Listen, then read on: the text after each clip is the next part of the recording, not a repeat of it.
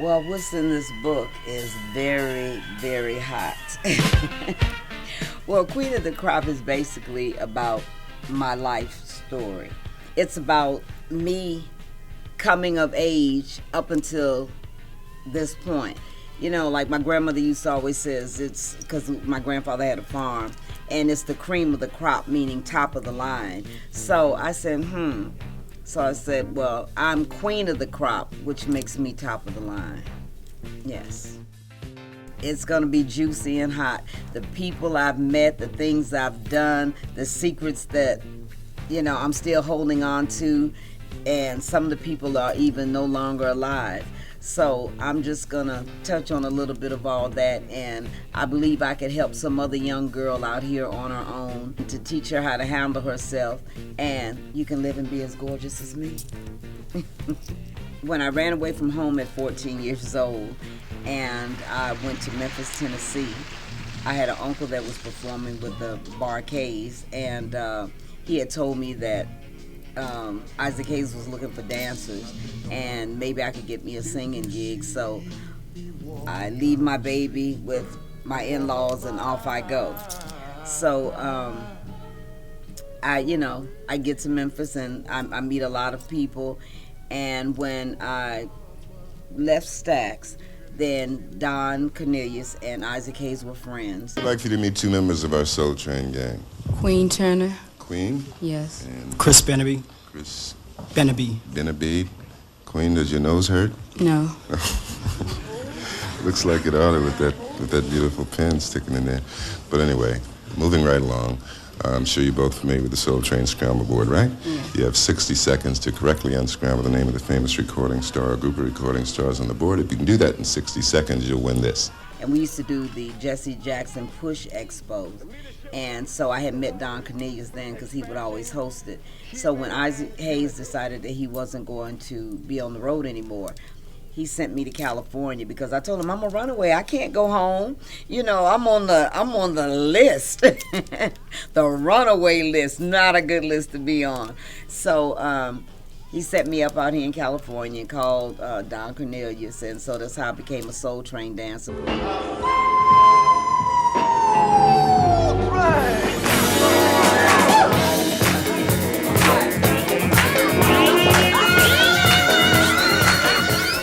I did background for various artists throughout the years. Then I went to school and became a mortician. I got a degree in mortuary science. So I went from live entertainment to dead entertainment. So that's how I maneuvered through, through not being in the entertainment business to being a mortician. I danced with Isaac in Memphis, and I've always been a dancer. When I was a little girl, I danced with James Brown on stage at the Howard Theater. They had a little contest, and I danced. So I've always danced. So when I got here and started dancing, and Soul Train was all over the world, and even to this day, people still recognize me from the show.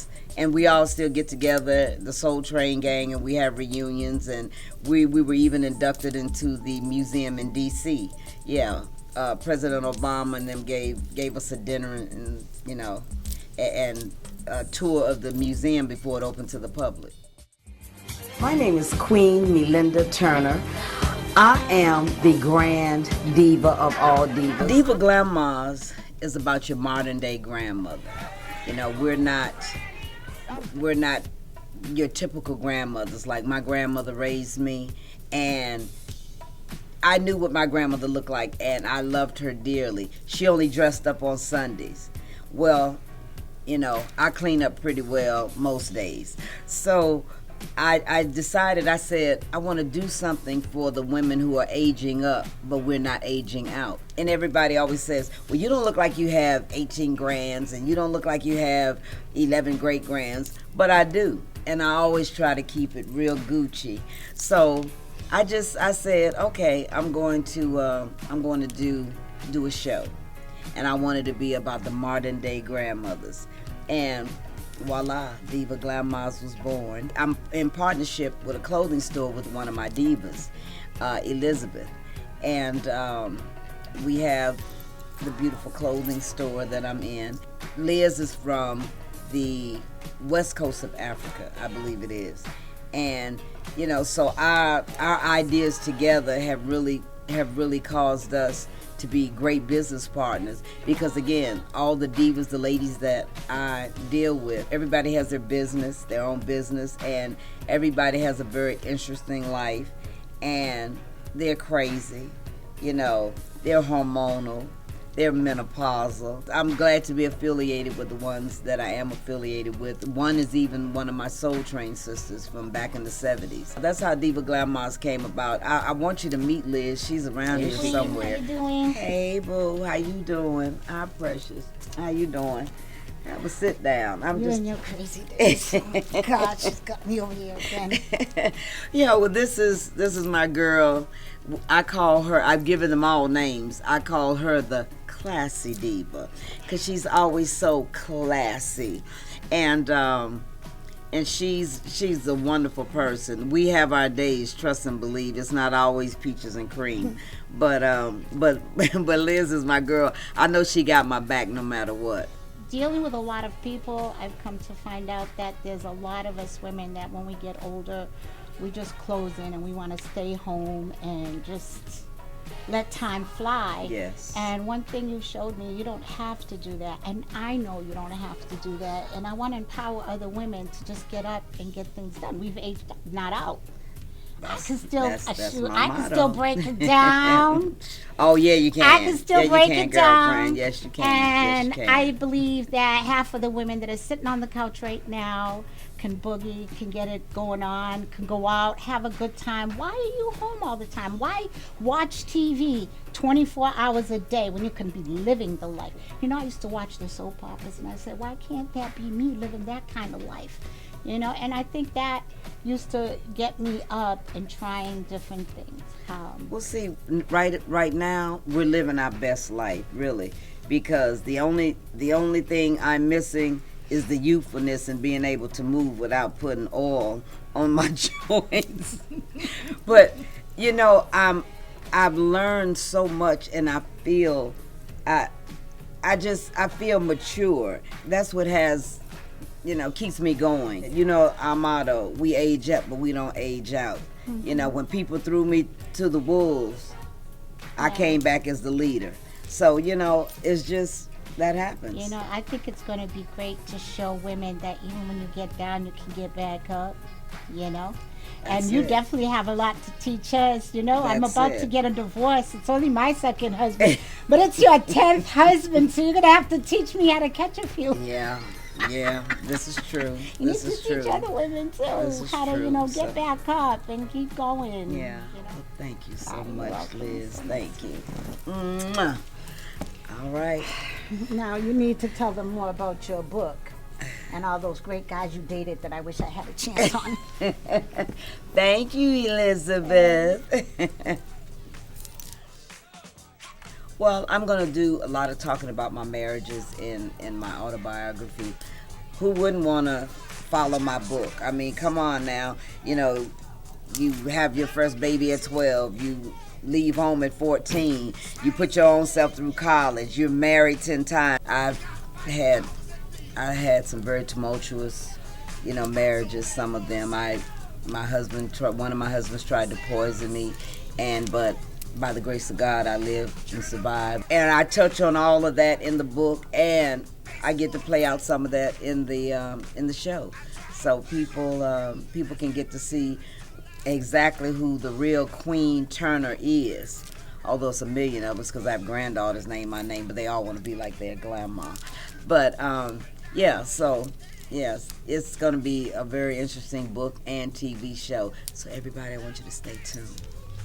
And after I got to California, got to moving around, meeting different people in the industry, I happened to be introduced to Ike Turner. And one day, you know, by us having the same last name, he said, where are you from? So, you know, I told him, you know, and he said, because you have so many features of, and because I looked at him and I would say, I can see my dad in him. and he was saying that he saw features of the Turners in me. So I was like, and we just was talking, and I got to telling him about my grandfather. My grandfather was a preacher, like his dad was a preacher. And it just, when I said my grandfather's name, he was like, oh my God, that's my cousin. And I said, well, that's my grandfather. And he was like, wow, he said, I knew it was something. So yeah, so that's how I got connected with that part of my family here in California. So, and then, like I said, he told me about all the stories. He told me some things about my grandfather that I didn't know. My father, who is my grandfather's son, he didn't even know. So, once I got connected with him and the boys, you know, his sons as my family, it was really a blessing, because then I felt like I wasn't so alone anymore out here. Why try to fit in if you were born to stand out? Don't get lost in the shuffle. Always keep yourself at the front of the deck. And that's what I did, even through the ups and downs in my life. Like I said, even almost losing my life. Just, you know, again, if they can learn just one thing from me, then I feel like my journey has not been in vain, because I have daughters also. I have four kids and one adopted, so a total of 5. So if they can just learn one thing from me, then my life will not have been in vain.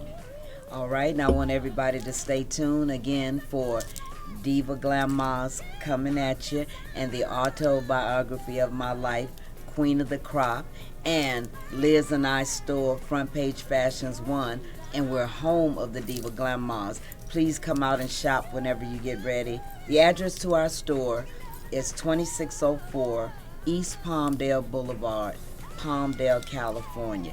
Can't miss us. We're the cute ones on the block. Bye.